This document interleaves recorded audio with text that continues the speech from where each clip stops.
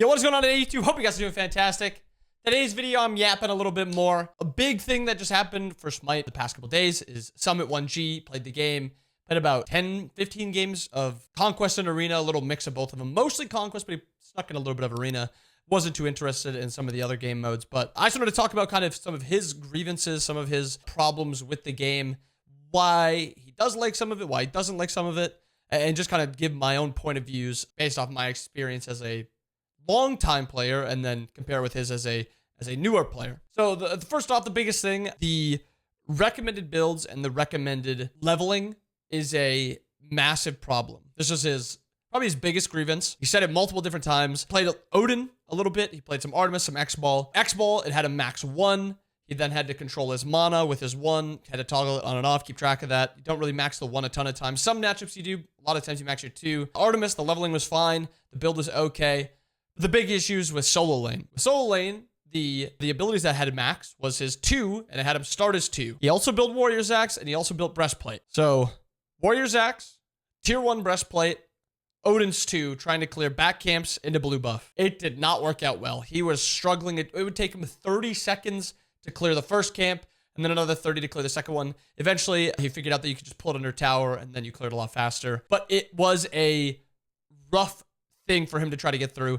And it's not his fault. He is putting the resources on Smite, or he's putting the trust into Smite that it'll level you and give you good abilities and give you a good build. Unfortunately, it did not give him... Well, the build is, like, manageable. It's like a decent fighting build.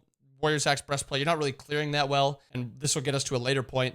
The build doesn't allow him to clear very well. And then he's also maxing 2 when the 3 just got buffed, and the 3 is probably his best ability now. Even after the nerf, it's still his best ability. So he's unable to clear, and then he falls behind, and then he falls behind even farther because he can't clear. Yeah, it became an issue. I think as an experienced player, I don't really worry about that.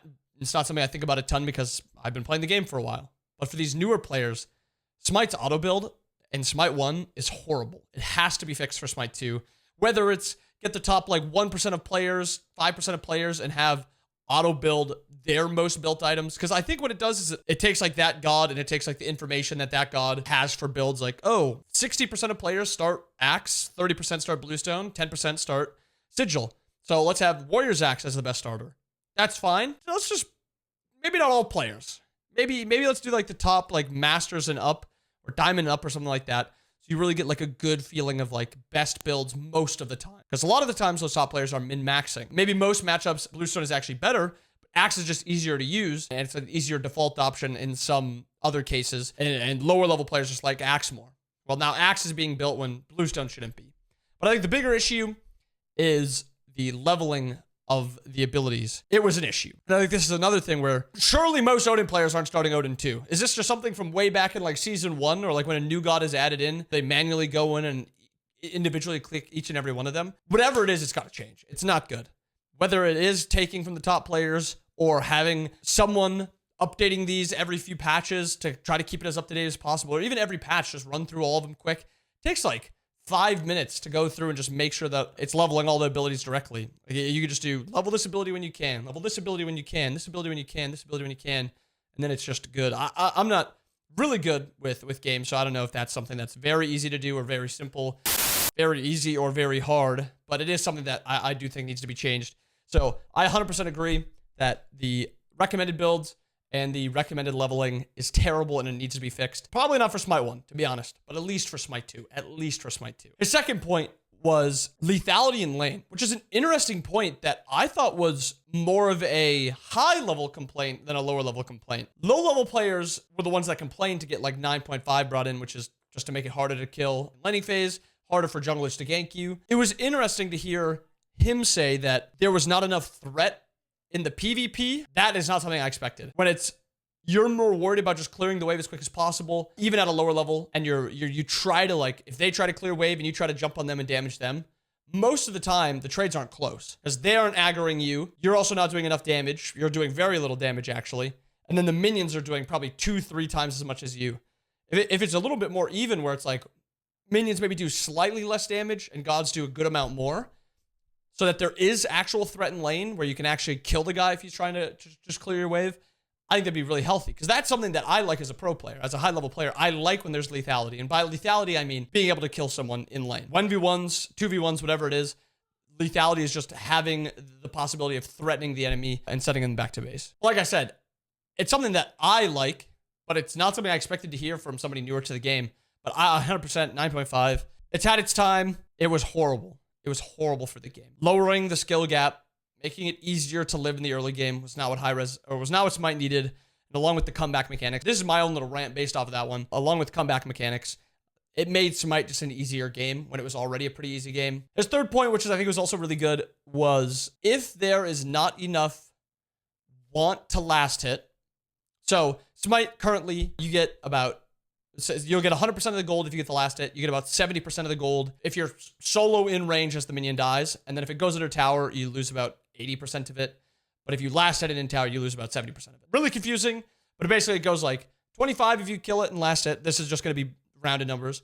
20 if you are just around it. Like 5 if you get the last hit under a tower. And then like 3 if you don't. That's really rounded, but that is essentially how it works. He said that it makes the game feel just very simple and very baby to have it be so, yeah, you're still going to get a lot of value as long as you're keeping it at a tower. It just leads to this monotonous early game of just clear wave, back up, clear wave, back up, clear wave, back up. Just keep it out of your tower and just clear it. You don't even need to last hit it. Just hit the minions as quick as you can. Let them kill each other if you need to.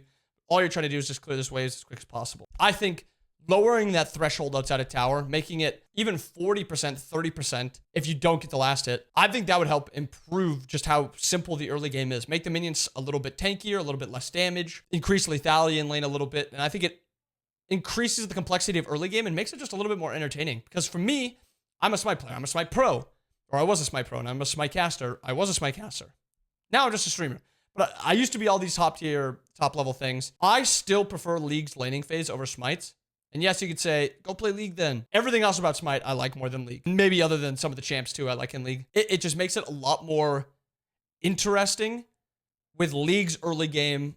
If you have that, and then you transition into Smite's team fight and Smite's mid game, and then add a little bit of Smite macro late game, I think too, just to be fair. But like PvP in Smite is so fun that early PvE, if you can even call it PvE, is just really, really boring and monotonous. And I think a little invigoration into that, a little extra creativity into the laning phase, something where you can try to freeze or try to make them miss out on last hits or try to push them away so they're only getting XP.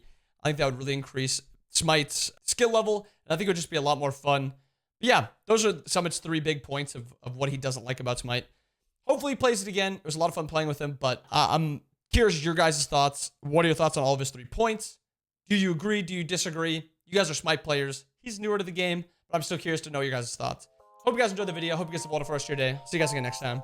Peace.